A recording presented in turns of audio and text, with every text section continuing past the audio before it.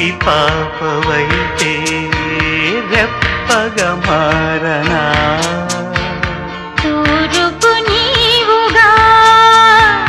రేపువ నేనుగా అల్లిక పాటగా పల్లవి ప్రేమగా ప్రేమించే పెదవులొకటై పొంగించే సుధలు మనవైతే జగతికే అతిథులే జననమౌదిన ప్రేమ జంట చివు